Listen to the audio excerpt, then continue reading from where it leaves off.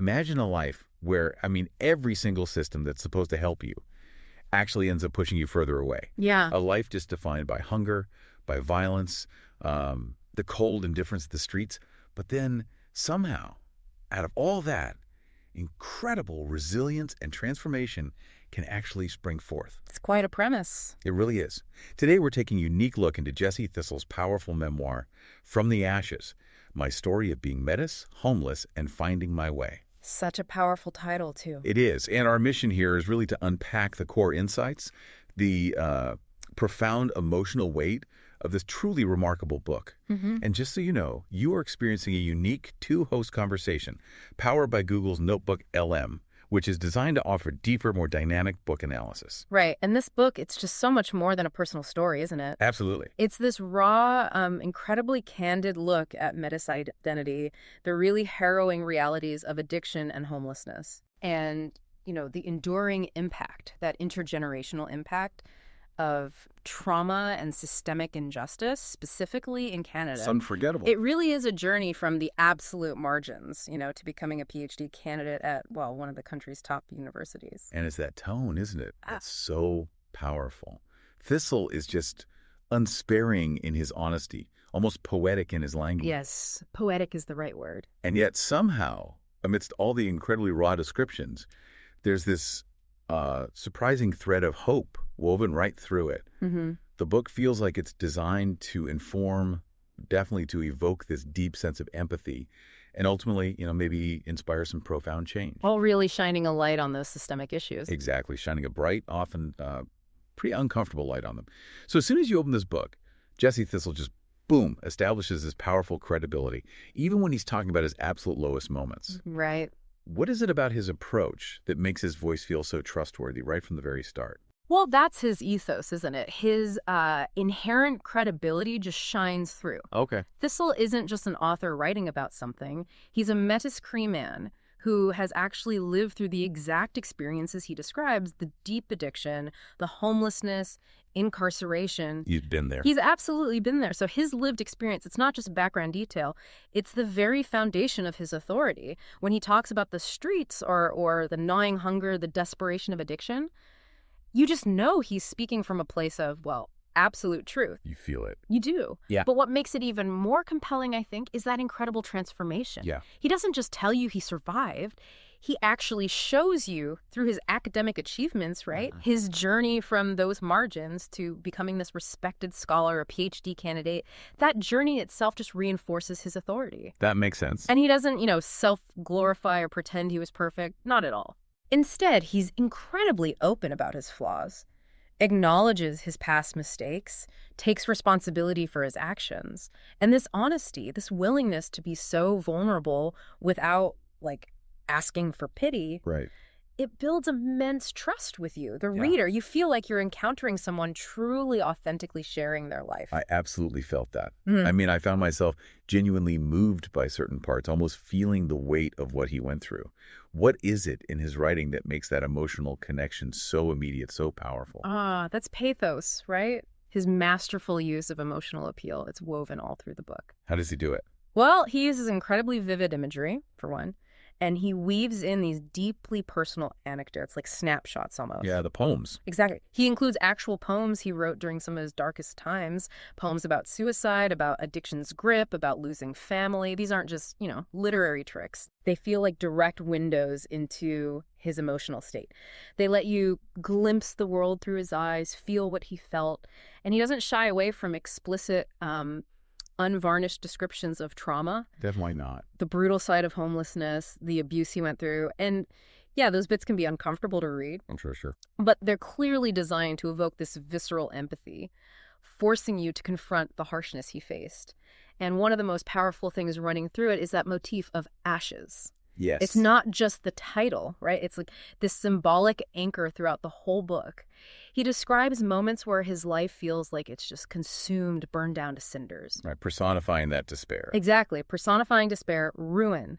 But then from those very same ashes, he signals rebirth, resilience, that flicker of hope. And that symbolism, it resonates so deeply, you know, tapping into those universal feelings we all have about destruction and well, renewal. And the cultural symbols, too. Oh, absolutely. Things like the North Star, which is a guiding light in Indigenous tradition, the Métis sash, the drum, and he talks about these profound pacts, like the one made with his siblings when they were kids. Yeah, that was heartbreaking. And the intense pain of being disconnected from his culture, from his family, all these elements, they stir up these deep feelings of loss, sure, but also this enduring, really resilient hope. It lets you connect not just to his suffering, but I think to his humanity, his spirit. It's one thing, though, to share a really deeply personal story, but Thistle manages to go so much further. He connects his own individual struggle to these much broader systemic issues. How does he manage to bridge that gap so effectively, making his personal story a window into these bigger societal challenges? Yeah, that's where his use of logos comes in the logical appeal, grounded in reason and evidence. It's really brilliantly done. Okay. Thistle doesn't just lay out his life story in a vacuum. Right. He very skillfully weaves his personal experiences together with this broader social analysis. How's Well, he shows with really compelling clarity the cyclical nature of trauma, addiction, poverty, particularly as it affects Indigenous peoples in Canada. He lets you see how these cycles play out not just in his own life, but across generations in his family and his community. Like, he talks about his grandparents being residential school survivors, Right. and how they carried that trauma and how it then rippled through his parents' lives and eventually deeply affected his own.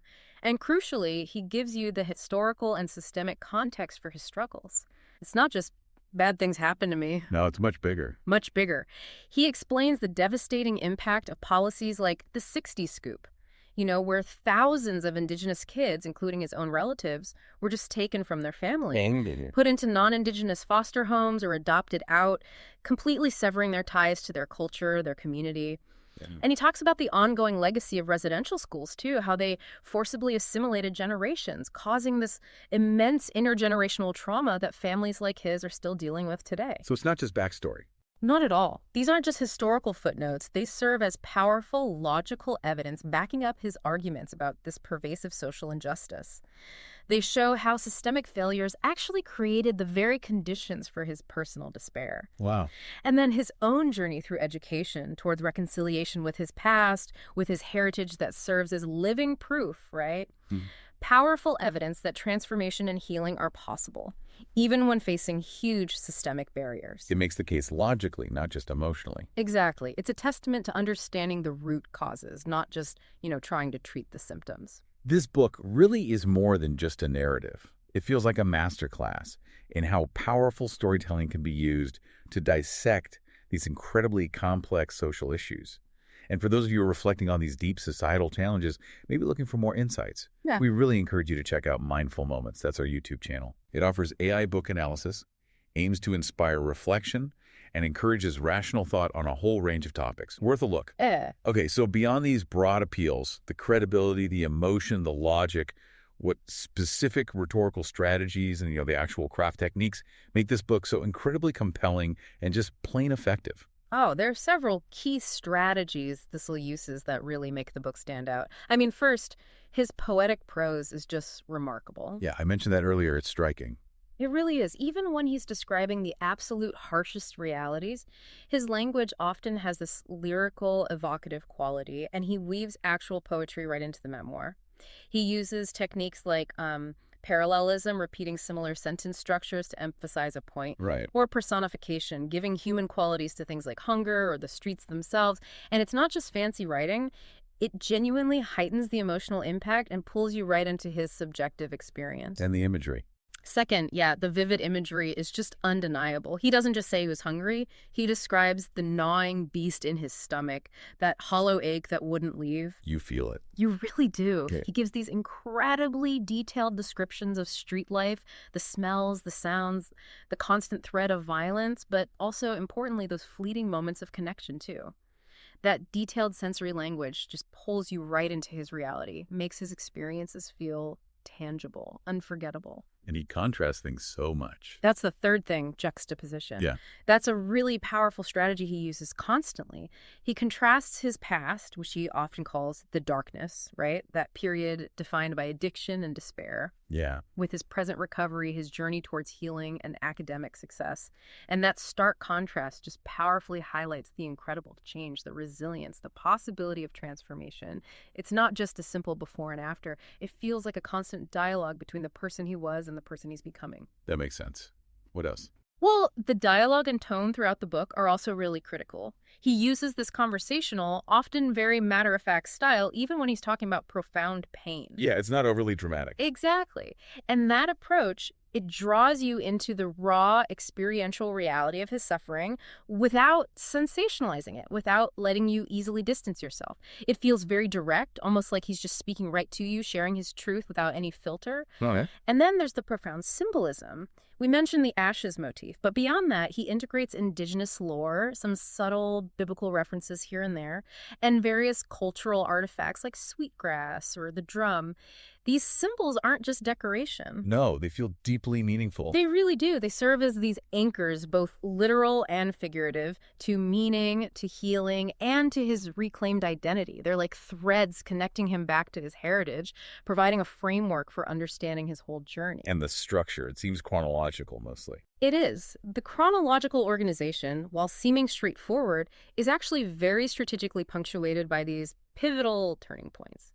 We follow him from early childhood, the foster care placement, the heartbreaking start of his addiction, and then through the critical moments that finally led him towards recovery. Right.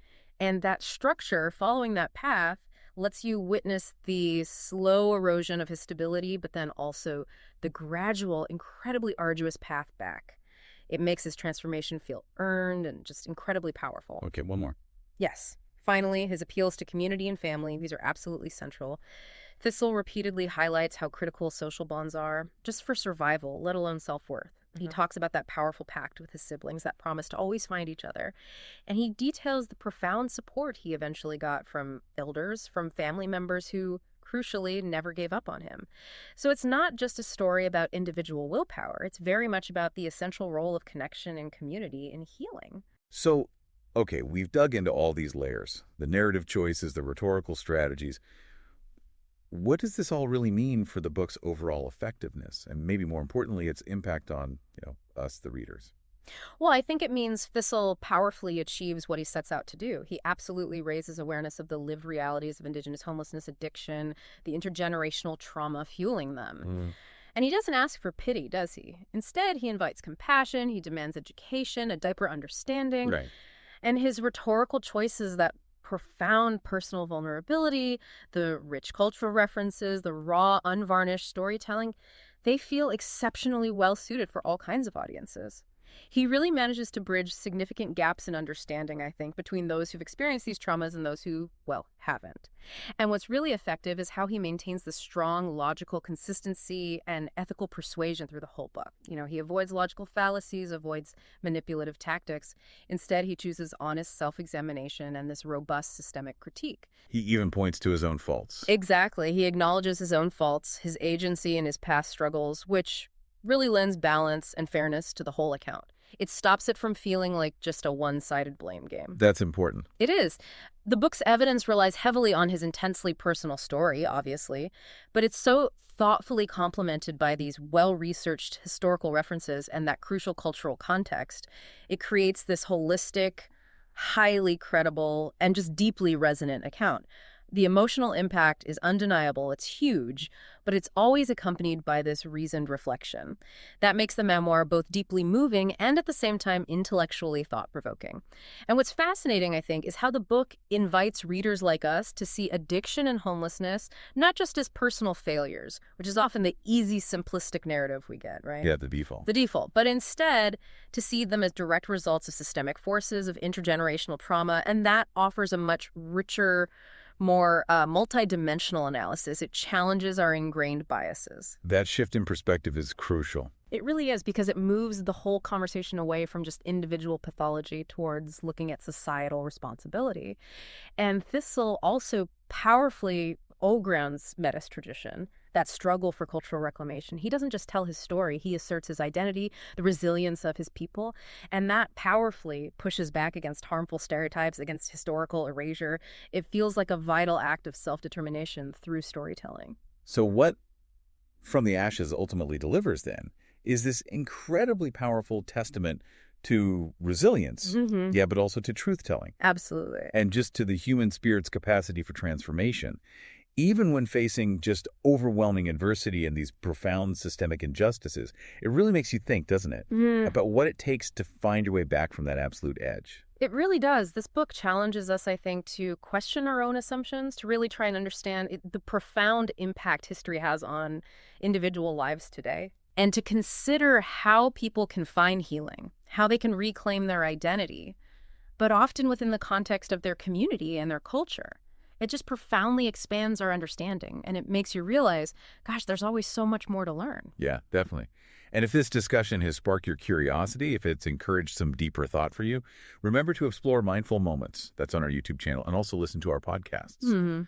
You'll find more AI book analyses and discussions there, all designed to inspire reflection and rational thought. And this whole conversation, it raises a really important question for all of us, doesn't it? How do stories like Jesse Thistle's compel us not just to sympathize with individual suffering, which is maybe the easier part, Right. but to actually critically engage with and maybe even challenge the very societal structures that allow these cycles of trauma and marginalization to perpetuate in the first place? That's the crucial next step, isn't it? So to delve even deeper into Jesse Thistle's incredible journey, you can click the link right there on your screen for the in-depth book summary. Definitely worth it. It really is. And please don't forget to subscribe, share this deep dive with others who might benefit from hearing about this powerful story, and maybe consider purchasing the book itself via our link. And always, keep thinking critically.